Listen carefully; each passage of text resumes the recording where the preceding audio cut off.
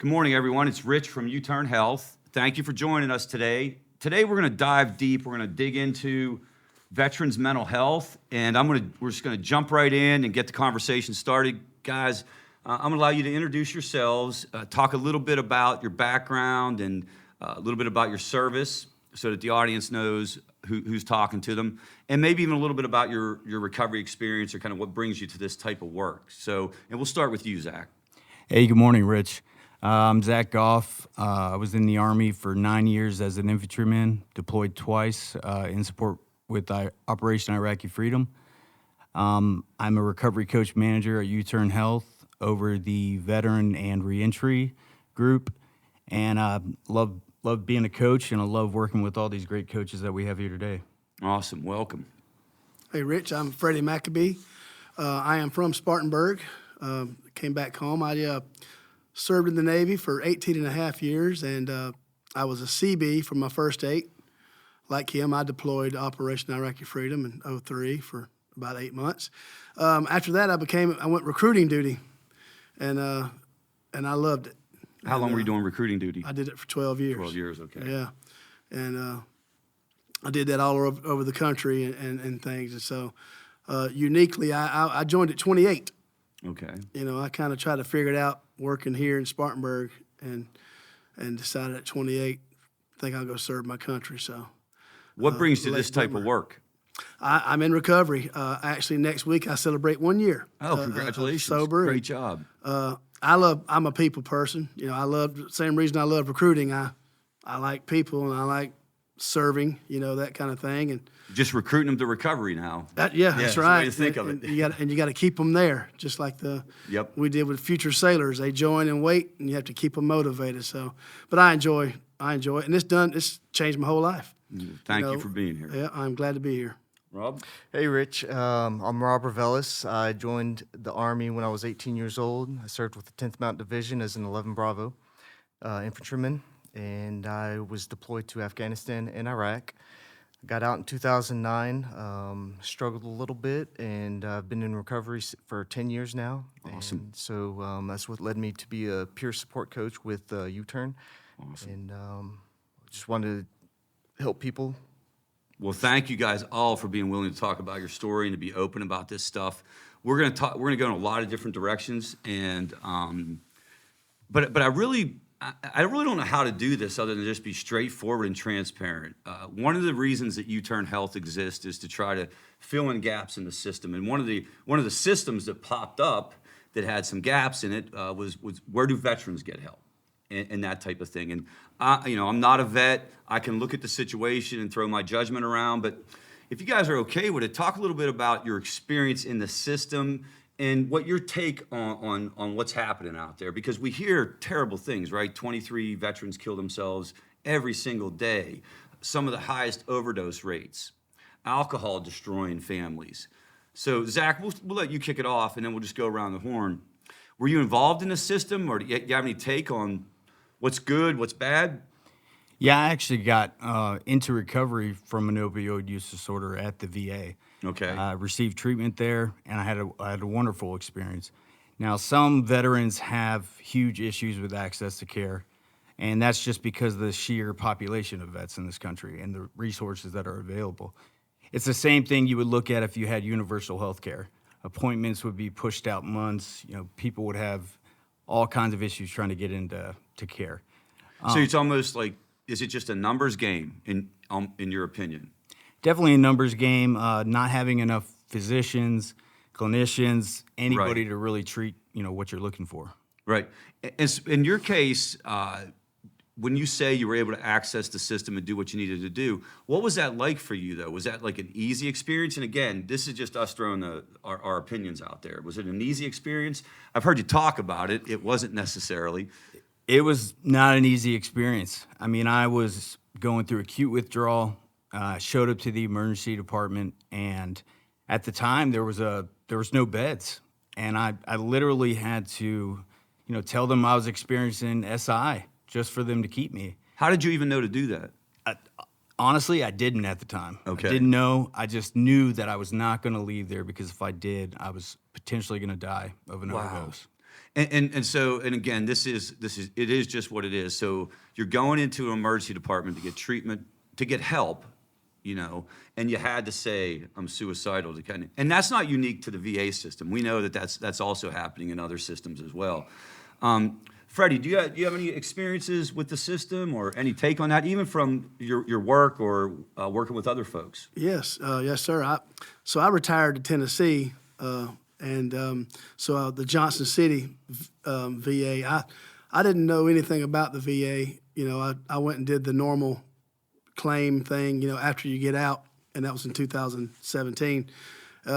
Wait, what's that mean when you say the normal claim thing? Whenever you get out, After you get out, it's recommended you go and you list any broken bones, things. So, claim. I had a lumbar fusion in the Navy. Okay. So they document that, and you're rated at a percentage on all your injuries. and does every soldier leaving have to go through that and get evaluated, or? It's recommended. Okay. There's a transition class you take on your way out, and a veteran affairs representative will come in and go, "Hey, come see us," Yeah. And so depending on where you go, that's where you go. But I did that claim, and then I went about my business. But like Zach, one day in 2019, my wife, it was 10:30 in the morning, and I was drunk, and we was walking the dog, and she said, "You think you're ready to get some help?" Why do they always do that at 10:30 in the morning? You know what I mean? Like, I was why don't just those getting conversations started. ever occur at like 7:30 at night? Yeah. So she caught me in a good mood too, and so, but I said, yeah, it was time, and so, but I went to the Johnson City VA, and I loved it. I went right in. I didn't know anything that was going to happen. Right, I Okay. needed help. Had you ever tried to get help before? No, sir, I've never really thought I needed it. I was functioning up until 2019. But, Okay. So I go in, and I just said, my wife kind of like, I was in a good mood, but I knew I needed help. Then I started crying, right? Okay. Once you get there. Yeah. But they had a domiciliary, a inpatient Yep. stay and all that stuff, and offered that to me. And, I went to detox, but I wasn't actually in a detox state. Hadn't really got Didn't to me. really need it. No, but I stayed there 6 days. So anyway, yeah. But I got a room, and I stayed there inpatient 6 months. Okay. So this is interesting because both of your experiences were positive. Am I getting that right? Yes, sir. Mine was. But when you hear about it, you hear about the overwhelming part of it. You hear about all the numbers. But this is fascinating. So you go in, you kind of go through the process. 6 months. Yeah, I stayed 6 months, and do the classes and the individual therapy. And I've said before to some people, I felt like I left there the alcoholic of the year. Okay. I got it. I figured it out. Right. I'm good. All I needed was some time, and I didn't do anything in recovery after that. Okay. I just thought I was good. Yeah. And I thought I was good. So I went about my business. And Did they tell you to do anything when you left? Like, was it like, we think you should be going to therapy, we think you should be doing this or that? Well, I did do some therapy, but Okay. it was just for PTSD and some other things. But alcohol, I thought I was good. Yep. They probably had 10,000 recommendations that I Okay. didn't listen to, to be honest. And I tried AA at that time, and I found it depressing. And now in hindsight, I wasn't ready to be in AA. So if you don't want to be there, you'll find every reason why. It's not to the be. kind of place you're going to go to hang out and just chill, right? You're there No. for a purpose. Right. That's why they say people need to be willing, things like that. Right, I wasn't open to it, so I went back to drinking, And then I went this time a year ago on the 29th of December, and I did have to detox. I was hallucinating, Wow. and I admittedly I drank mouthwash waiting on the liquor store to open. I think that's how we met, right? Yes. What do you mean? Is that Freddie, I'll let Freddie explain, how we met, but he was going through it. okay? So that And, you helped. Yeah. Yes. Okay. He got Yeah. a random call from me one morning. I don't think he understood who I was or why I was calling, but I couldn't believe that there was a Wait. resource. Where did you get the call? Where did you get him from? so Freddie had got a DUI. Okay. So he was, going You through cool it. with talking about this? Yes. Okay, He cool. was going through a tough period in his life, and I was working for a veteran nonprofit at the time, working in their detention centers and working with incarcerated vets. And I got a list, and I saw Freddie's name on it, and I reached out and said, "Hey, I see you just got arrested. You need some help?" Yeah. I'm getting fired up. So you called him. He didn't call you. Yes, and I'm getting this mail, right, of the driver's license, the breathalyzing thing, and all these requirements that I'm going to do. And I don't even know, and I am distraught. Yeah. Right? I don't know what, Overwhelmed. and I'm ignoring it. I'm like, Okay. you know what? I'm just going to pretend this ain't happening, and it's going to go away. I need a lawyer. Don't know, just going crazy, and then bam. Wow. Somebody calls me, and once again, a resource for a veteran popped out to me, and just for my serving my country, somebody called me about my DUI, Yeah. and got me, and I got a lawyer that he recommended, and Wow. and that's still pending, but I'm okay with whatever it turns out now because I'm happy and I'm sober. So. And in the meantime, you're coming in and you're getting certified as a peer support staff, and you're helping other vets now. I do, and so so December I went to Asheville, checked myself in, and I did detox, Right. and it was a real deal, buddy.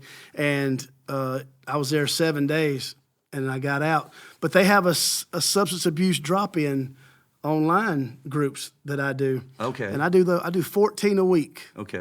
2 or 3 a day.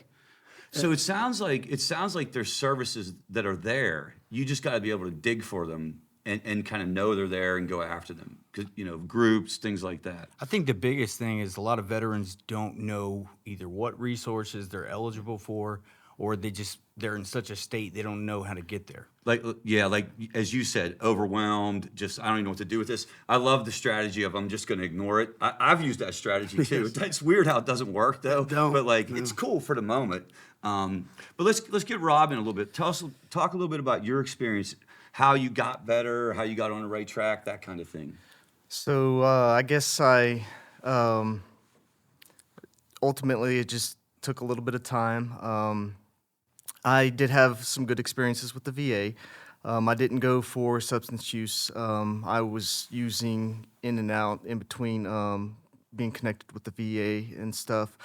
But I mainly went for suicidal ideation and PTSD. Okay. And so it was a pretty good Did something happen that you got referred? So I guess how do they help you become aware of the threat of PTSD? How did you even know that was something you needed to deal with? Well, so when I got out, I just started struggling with anger and irritability, and started getting in fights, and I did start drinking alcohol a lot, and it started interfering with my life, and so I lost my wife and my son, and so at that point I started connecting with the VA. Case manager through the VA connected me and helped me out. And so, but it sounds like it was more related to the mental health side of things. Yes. So talk a little bit about that, because other folks' experience was maybe more on the substance side of things. Yes. What kind of help did you get for that? How did they treat it? Did they send you somewhere? How do they handle that whenever you go? It was. So I went to Colombia, and I spent 2 weeks over there. Inpatient? Inpatient. Okay. And that one I felt like wasn't that effective. It was 2 weeks, and then I got out, and then What, did they just do like EMDR therapy or something? it was just talk therapy. Just talk Group therapy, okay. and stuff like that. And then I went to Salisbury with the SIPU unit, PTSD unit. So it's a specific PTSD unit? Yes. What does SIPU stand for? I can't even remember. Do you know? I don't ever know these. I won't know any of those, just so you know. Typically, every VA has a different set program. Like Asheville, for instance, has a program called SARP. SARP, And it's okay. like their substance use treatment rehabilitation program. Okay. And but everything is identifiable to what the veteran's looking for. Some are very trauma focused.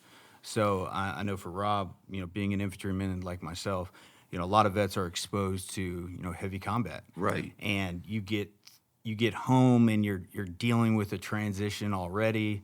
You're trying to reintegrate back to society. you're dealing with, family members that you've been away from. You don't know how to, deal with that. Yeah. And you turn to things for self-medicating reasons like Yeah. substance use. Is that kind of like your experience? Definitely. Yeah. And when I got out of those the PTSD unit in Salisbury, I was still struggling a lot, and I just got frustrated, and I turned to substance use. Okay. And But substance use more sounds like to kind of self-medicate than anything, oh yes, Yeah. definitely to just to deal. run away from the anxiety, depression, or just to deal with it, like you said, Yeah. Rich. Yeah. How do you feel it's finally started to get better? Obviously at some point in time you start to turn a corner a little bit. Can Oh, you yeah. can you point to any certain thing or any certain moment? I think it's when people just started showing me grace and compassion and helped me along, met me where I was. And it wasn't judgmental, it wasn't directive, and it wasn't a lot of clinical help. It was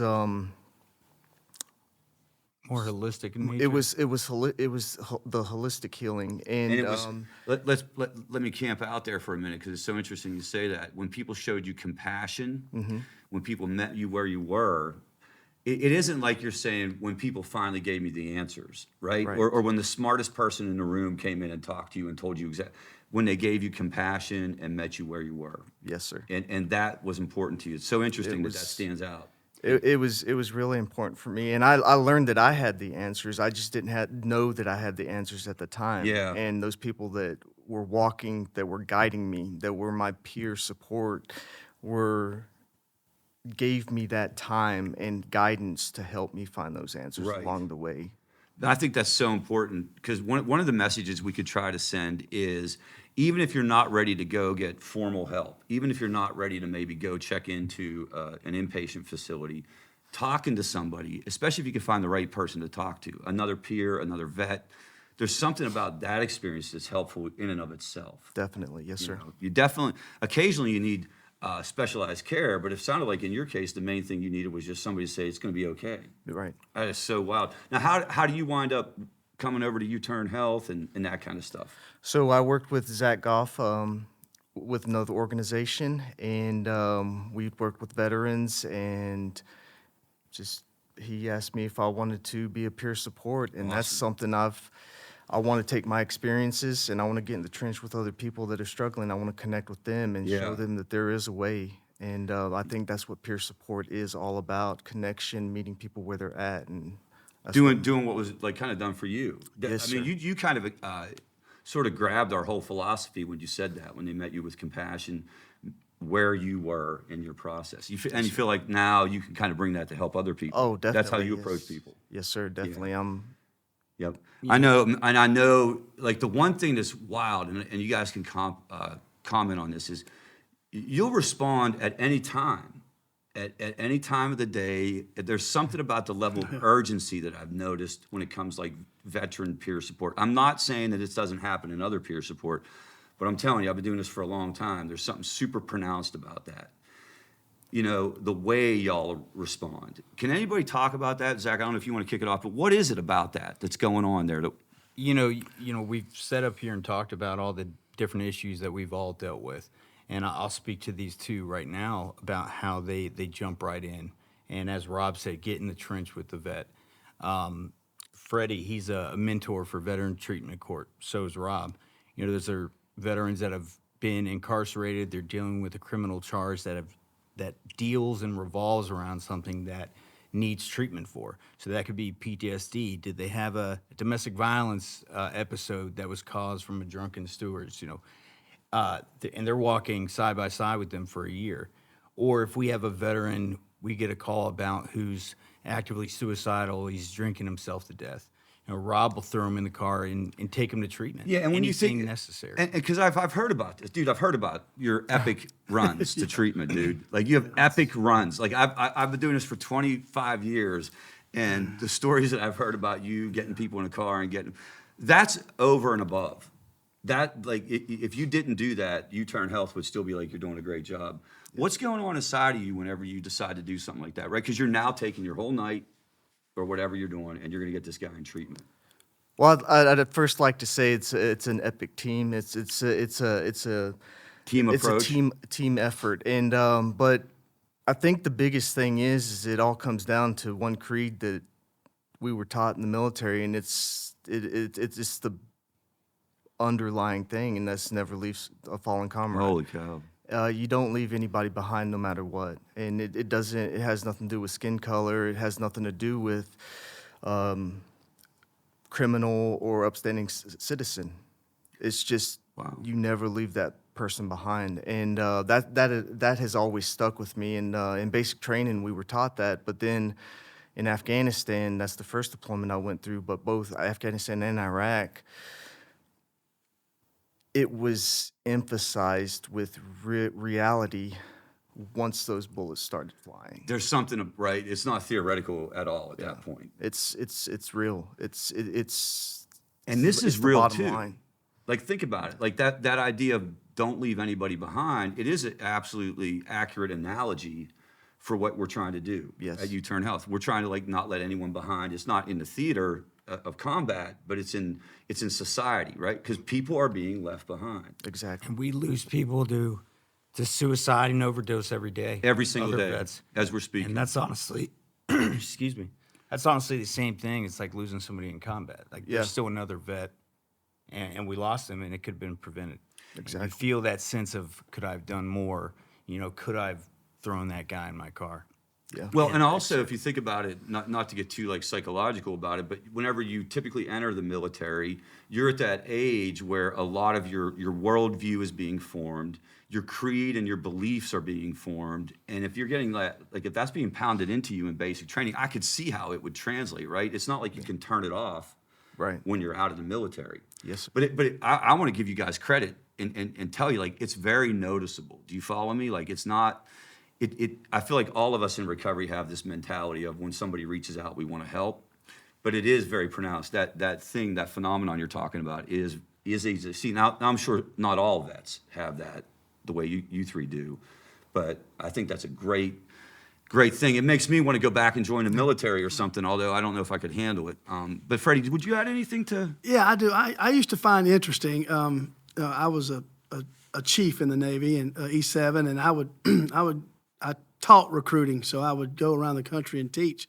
But we would have these meetings in Idaho and South Dakota and things, and there'd be a half a dozen of us coming in, and we would go out that night and have the time of our lives. After you did your recruiting and stuff like that? You're teaching. I would do a you're seminar, teaching, yeah.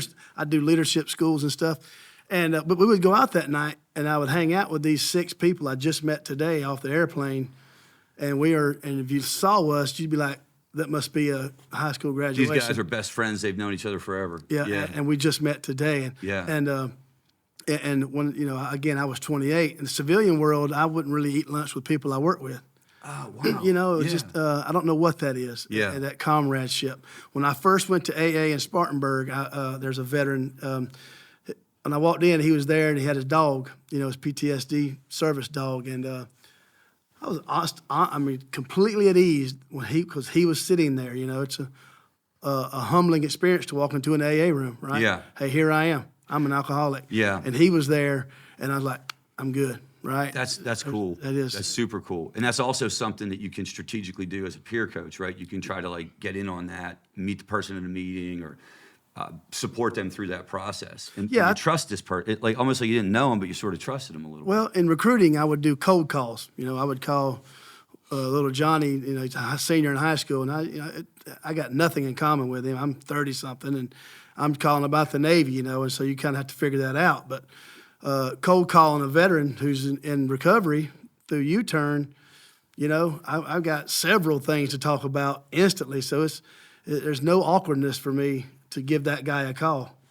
Wow. So like when you call, you just feel like it's just easier to open it up. Yeah. Hey, Start dude. the conversation. What service was you in? What service were you in? That kind of thing. What branch? All right. And that bridges the gap in a lot of different ways. Instantly. Then you can dig into some other stuff. Yep. In the military, it's not as big as everybody thinks.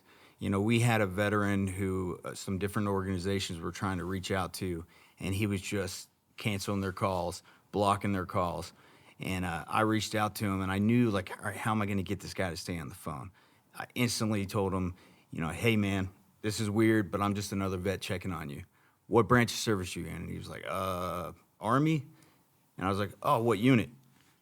He tells me, Boom. What was your MOS? He tells me. I said, dude, me too. Yeah. Where were you deployed? I was in Iraq. I was in Saudi City. I'm like, me too. And he's like, holy shit, man. What? Instantly. Yeah. Instant. And Your but best here's friends. what's wild. That is not what they would teach you in the peer support training, right? Like, let's employ some motivational interviewing on this. It's like you didn't even mention anything about substances, anything about coaching. You just started talking to them about shared experiences. Yep. Next thing I know, we're on the phone for an hour. And Yeah. he's like, this is insane. He's like, who you been talking to?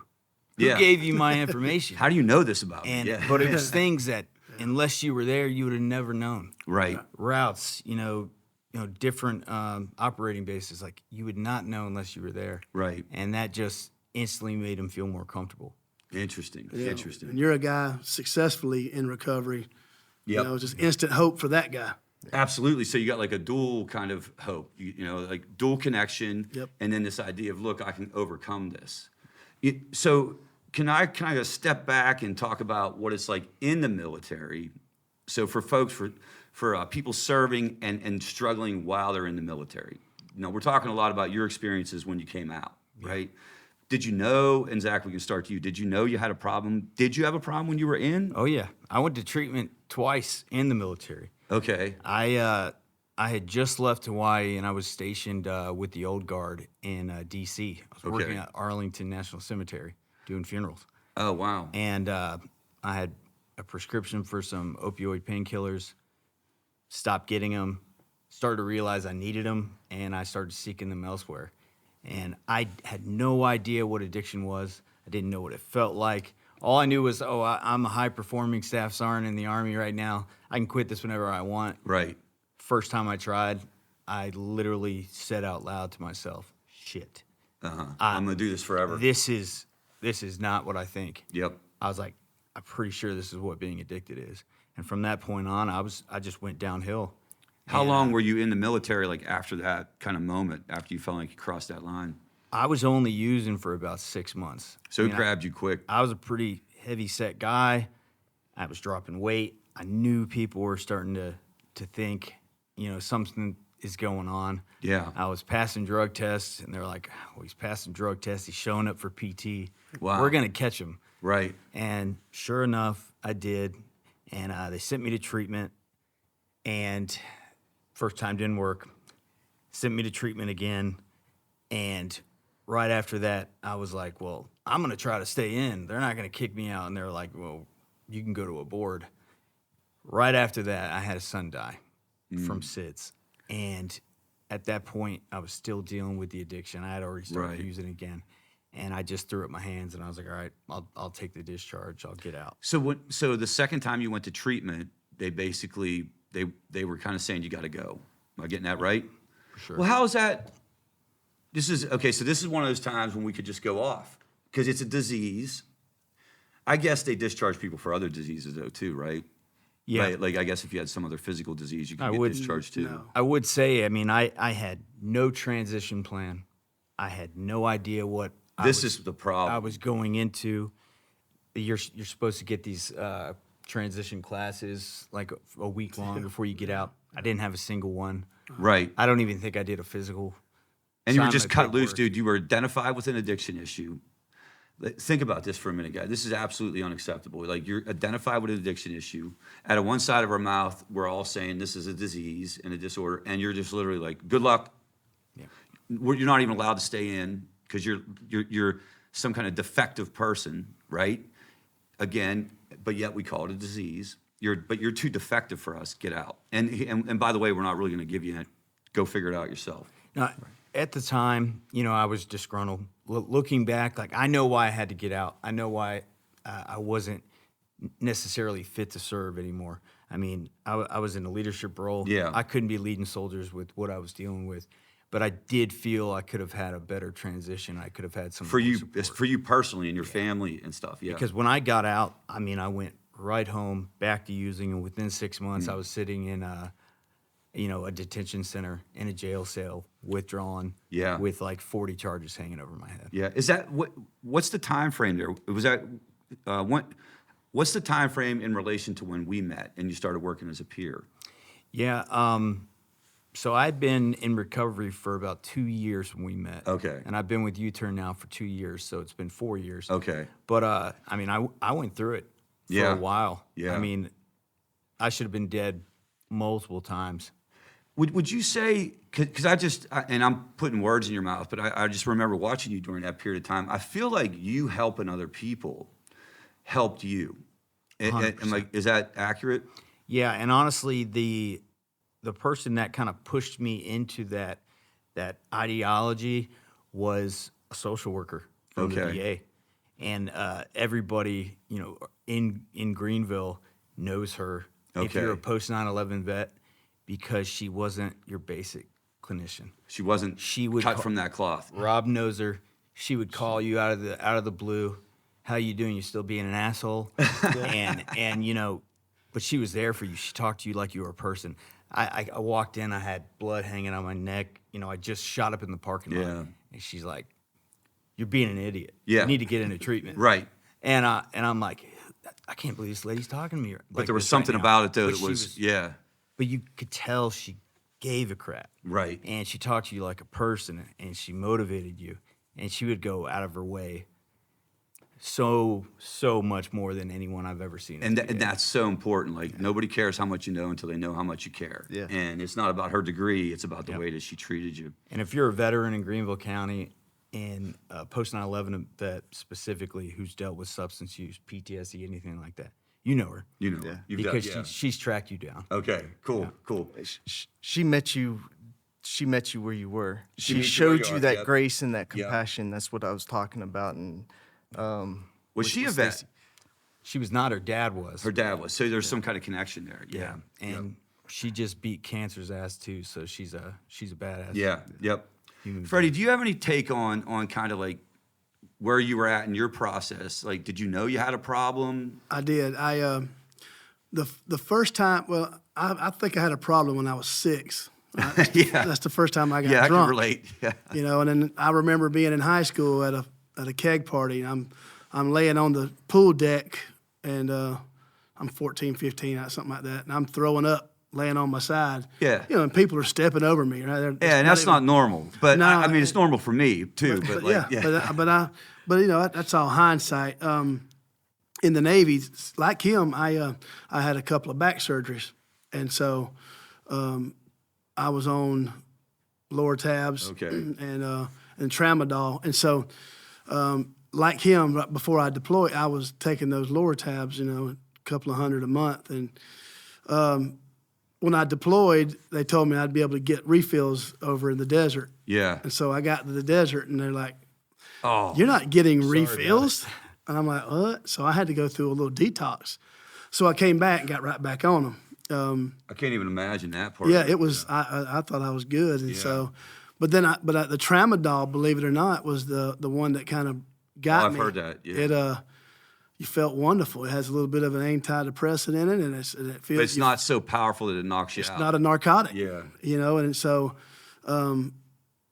I started getting them online. I would take the 180 that I got, and then I'd get another 180. I was taking 16 a day. Did anyone know? That No, you were, like, my any of wife your knew. Peers or anything? No, Or no. anybody? in the Non-narcotic, and I was high function. Yeah. I felt great. command? And at the time and up until the end, whatever I was doing, I was top. I was a go-getter. So, but So while you were in, you didn't. No. You didn't get treatment. You really No. didn't do anything. and the tramadol and stuff, I kind of went away from alcohol. Okay. But one day, we went to a Christmas party, and I was the recruiter of the year Oh, wow. for Navy Recruiting District Raleigh, and got hammered right at Yeah. the Christmas party, and I went back to my To room. celebrate. Oh yeah, Yeah, I'll what just you celebrate. That's Yeah. right. My accolades. And so I go back to the room, and I go to take some of my tramadol. I know now. I took my wife's Adderall Oh. and went to bed. Oh. So the next morning we get up, and there's urinalysis. And it didn't affect me. First of all, how did you go to sleep when you took somebody's Adderall? It didn't affect me. Yeah, And yeah. I was hammered. Yeah. But I didn't even know what You must have been comatose. At this time, I didn't really know what Adderall was. Right. I really didn't. I just know my wife had issues and she took it. I didn't know it was a speed. I Okay. didn't know. I just didn't care. I just knew tramadol was good. But I failed that drug test, and we went through, and I had to be it because I know Okay. at that time I willingly did not take Adderall. How often did you get drug tested? Like, how did that work? Was it random? And- Yeah, every few months. That's your It's random, experience, yeah. too? Okay. Typically, if you were to come back from like Christmas break, Okay. 2-week leave, you're getting drug tested. Yeah. Everybody in the company. And this was Yep. the day after the awesome Christmas party of everybody getting hammered. Who knows what all happened, you know? Okay, yeah. But yeah, so that straightened me up.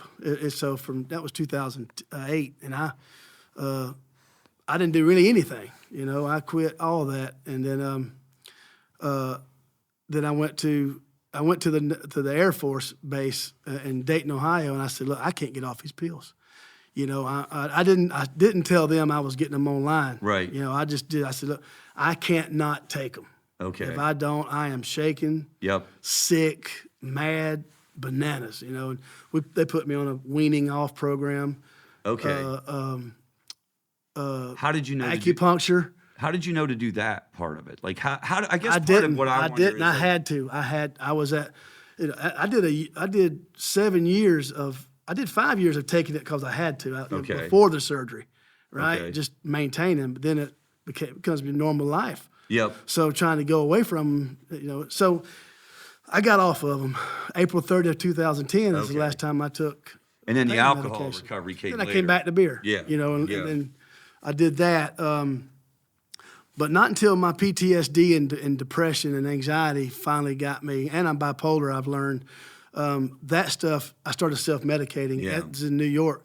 My last job in 2017, I was the outreach chief for Navy Northeast. So I covered 7 states, and I would do inner city presentations and competitions and things with the inner city kids in New York, Boston, and Right. Philadelphia. And I was on top of the world, but I was Not on top of the world. I started going in places and having a good time. Yeah.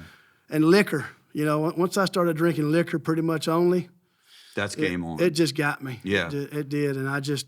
But just like any other organization or any other business, in the military, you can be a high functioning alcoholic. Like you can achieve and climb the ranks and still have this going on. As long as nobody's it's culture, and if you're not getting in trouble, he got in trouble. That drug test I failed, they believed me. Yep. Right, thankfully, but I was. Because they want to believe you. They, Well, you yeah, know what I mean? I'm doing great. I'm of the year, and it was a very light amount. They could tell it wasn't like a normal, you know, the nanograms or Yep. whatever, you know. And so the story seemed real, and they let it go. But you talking about the medical things, you know, I think the military is now becoming a little more like, these guys they're normal people. Okay. You know, they become an alcoholic. They may need, because, you know, the fear of getting in trouble is supposed to be This is what enough. I've heard. Like the fear of getting in trouble will keep It people. should keep you sober and keep you straight, but not if you're an alcoholic. Right. You know, Right. they don't know my childhood history. Right. You know, that stuff didn't come out until I was 45. Right. Now, Yeah. Rob, let's talk about a little bit on the mental health angle. When you were in, do you feel like you were struggling with this stuff while you were in, or did it more manifest itself after you were out? I noticed it, I think about, I can't remember exactly, but about 3 months after I got back from Afghanistan. Okay. And I went to go talk to somebody, which was very difficult because being an infantryman in the Army, it's really, you don't go to sick call. You don't talk about struggles or anything like You guys that. are nodding your head. It's not to blame any entity or anything. It's just you just don't do that. don't If do you've that. got a sprained ankle, you're running with that sprained ankle. Just like when you're downrange overseas, if you're injured, you're not letting your buddy down. So you're still going through that injury Right. to execute the mission. And so when I got back from Afghanistan, I started noticing signs and. Talk a little bit about those signs in case anybody's out there and wondering, like, what was it for you? That, Anxiety. So anxiety. loud noises and stuff would Triggers. that would trigger me to jump, be startled, and then I got angry really quickly. My fuse was really short, and I started going through depression. Yeah. And so I only talked to a doctor one time, and I did experience some. What's the word I'm looking? I experienced a little bit of friction Okay. as far as before going in to ask for help, and so I was supposed to ETS about 6 or 7 months after that. What does ETS mean? Exit the military, Oh, because okay. I signed a 3-year contract. Yep. They stop-lossed me for 15 months, and then there was word going around that I was just trying to seek help Okay. to get out of the military. Oh, wow. So I stopped. I'm not You were about on the leaving. pathway to like get some help and then you Yes. stopped. Wow. Yeah, and just And- so you know, too, Rich, like he's talking about being stop loss. They came up with that during the surge when they were doing a heavy push to Iraq, and even if you had a day left in the military, they could stop that and say, "Sorry about it. We need you to go on this deployment." You're not done yet. And whether your contract was about to end or not, they were Yeah. extending you for that deployment, and he got extended for 15 months. 15 months. So, Wow. Oh man. Literally. I just like, wow, got this married. is just getting uncorked too. Like this issue is just getting uncorked. Oh, yeah. man. And so I really hate letting the team down, letting my buddies down. So I just put a stop to that. Didn't seek help, and just went to Iraq. And I started seeing my work ethic towards the end of Iraq started dwindling Yeah. quickly. I just did not care. It was starting to get you, everything yeah. started bottling up. Then I got out in 2009, and it was a quick exit. I didn't get the classes or anything like that. It was just ETS. We're done. So I departed, got out, and then I tried to get help, and everything just started bottling up. Some of the clinical aspects of therapy just did not suit who I was. Right. Right. And then all of a sudden, honor and integrity just weren't enough anymore. So I started going back to Yep. alcohol and then cocaine, trying to chase that high of adrenaline and trying to feel alive and trying to run from anxiety and depression. Until you finally got the treatment that you needed. Yes, sir. But the theme or the message that I'm hearing while you guys are talking is clearly like it's okay to get help, but we would prefer if you didn't. Like it's almost like that. Like your expression around like the sprained ankle, it also doesn't promote this idea of I'm taking a mental health day. Like there is no such conversation going on. No sick day. You cannot call in. Yeah. In the Navy, I've never You're not missed a gonna go. day. Right. I was actually like fever 103 one time, like couldn't even wake up. My wife like called my team leader at the time, was like, he's like dead. And he was like, still got to come in. Still got to come in. And go to sick call. You Yeah, gotta they go go- It's to not the type of it's environment not where that. somebody's gonna be like, "Hey, can I also talk about the fact that I'm having nightmares every night and I can't concentrate and I feel like I want to kill myself." Right? It's not conducive to that. Well, the thing too is like, for my first deployment to Iraq, and I'm sure these guys can relate, when you get back, you have to do something called reverse SRP. So that first week you get back, you get all your medical checks, mental health check, everything you need to do to get ready to go on leave. And we literally got told by our leadership, if anybody says you got PTSD or you need to see mental health, you're not going on leave. Because Oh, man. you're gonna make everybody else have to wait longer. Yeah. And so Well, everybody wow. hears that, and Yeah. you're like, well, I want to go home. I wanna see Yeah. my family. So that's right. they ask you experiencing any mental health issues? Nope. Nope, I'm good. Yeah. And Yep. then the next thing you know, you're a month home and you're dealing with these issues and you have no idea how to deal with it because. That's right. And now you've already said no. Yep. And you're like, well, crap, what Yep. do I do now? And it's the same thing, same aspect of not going to sick call, not going to say my knees hurt. You get out and file a disability claim and they're like, well, you don't have any of this stuff documented. And you're like, well, I was told not to. I didn't know. And well, and but as we wrap it up, like just talk a little bit because that's a good segue to what you're trying to do with the veterans team at Youturn Health, and and some of the things, because it's clear that like getting help is not promoted. So talk about the program that you guys have developed and how you're trying to help folks. Yeah, I think advocacy is the biggest thing. Is a lot of veterans don't have a voice, and they don't know how Especially when they're in that speak. state of mind, right? Exactly. So having an advocate, having a buddy, having somebody to walk shoulder to shoulder with you during this difficult process, that's the most important piece of our peer support program for veterans. So especially when they're dealing with a transition, whether it's transition from a deployment, from outside of the military, or out of a treatment center, it's all the same. It's Yeah. all difficult. And having somebody to, help you navigate that's what makes all the difference in the world. And I know these guys, they work with vets all the time. They can tell you you can tell the difference it makes. Yeah, talk a little bit about your experience helping others and where you think like Youturn Health fits into that, or just peer support in general. Okay, What's yeah. it been like for you? Well, like I said earlier, I with the Asheville VA, I do these substance abuse drop-in groups, and it's coping skills, relapse recovery, cognitive processing therapy groups, and so there's an array of veterans in there, and some of them are crazy, right? They're just not mentally, but just they're nuts, they're funny, they're different than me, and so I've went through a year of that. I went through periods where like, God, I can't stand this group, Oh, this wow. guy. Yeah. But then I said, I'm gonna keep going. I promised myself a year of that. And so what I noticed after a while is I started getting to know this guy more. And he really ain't that bad of a guy. He wow. might be a little sicker. Oh, I've learned more about his childhood, because I've done this group every week with him for, 52 weeks. And so I started getting more compassion, right? Because why aren't you doing recovery like I am? Okay. That's what I kind of got stuck in that little Yeah. bit of, it seems like it's working easy for me. I'm just doing the work. Why are you so messed up? Yeah.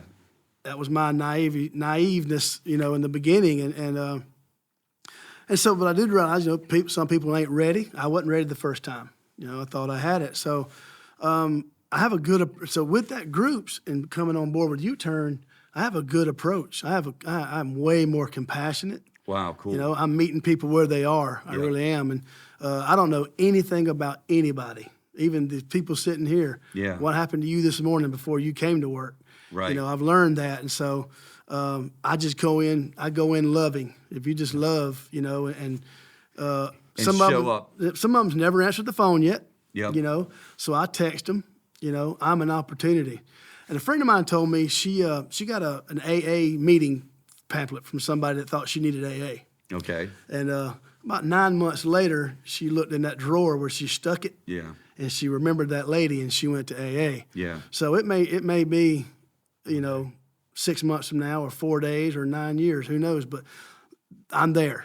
And one they'll of the know that. philosophies that you guys are just sort of like, I guess this would be our version of our creed. It is like, you're going to chase these guys. You're going to make the call. 100%. You're going to reach out. I feel like a lot of times when you hear stories about people struggling and stuff, one of the things that's just tragic is when they do try to call somebody and they can't get them. So we pick up the phone, you know what I mean? And that connection and that mentality, it's not like super secret formula, right? It's basic human compassion. I text them on Friday. I'll text them today and go, hey, have a good weekend. Right. And that's it. I won't say anything else. And they'll eventually know this guy's all right or he's nuts. But Right. you are in their head Yes. representing recovery. Right. Like you're like, oh, this is this guy that like, Who's this yeah, happy what's he telling me? goofball here? Have I a good think- weekend. I think with this program too, one of Youturn Health's biggest priorities is willingness is not a prerequisite. That's right. Right. To be in our, That's right. to be in our program. We're gonna meet you where you are. We're gonna love you. We're gonna take you in, and we're gonna support you. And we're not going to leave anybody behind, as you guys Exactly. said. Yeah. Talk a little bit about your experience on the team. Well, I think we all do a good job with leading from the side. I think that's very important. Yeah. Don't lead from behind. That's right. Don't lead from the front. Come alongside. It's all done by the side, and we do it by connecting with these people, by loving, like Freddie and Zach said, and just showing them grace and compassion, and showing them that we've been there too. And we all make bad choices, and there is a way. Just follow us, and there's hope. just there definitely there is hope. That's what, when you guys talk, like there's hope no matter what. Well, that's what I got today. I didn't have that. Yeah. You know, I lost it. And, Yep. it's a great thing to have hope and Absolutely. optimism. Absolutely. Hope is, hope's a hard word to define, but I remember a person that I talked to early in recovery, he would say, I can define hopeless. Hopeless is the ever-present knowledge of the impossible. In other words, tomorrow is going to be just like today. Yeah. It's just going to be chasing these pills and chasing the alcohol and dealing with didn't sleep again last night because I had nightmares. What you guys represent, what we all in recovery represent, is that's not the case. Yep. There is actually another way to do it. Yeah. So, well, this is fantastic, guys. Thank you for joining us. Zach, I'll let you close this thing out. If you have any words of wisdom, if there's anybody out there watching, if there is a vet out there, do you have anything you want to close with, just in terms of it's okay and there is hope? Yeah, 100%. You know, just like we've talked about here today, a lot of veterans are going to be dealing with mental health issues, substance use issues, and not know where to turn. You know, simply picking up the phone, making a call, you know, talk to another vet who's got similar lived experience. We're going to go shoulder to shoulder with you, and we're going to get you the help you need. And you know, don't be afraid to ask for help. You know, we were trained, we were, you know, just taught every day in the military to just drive forward, drive forward. You don't have to do that anymore. Right. Very cool. Very cool. Well, thank you guys for being here. Thank everybody in the audience for joining us, and we'll talk soon.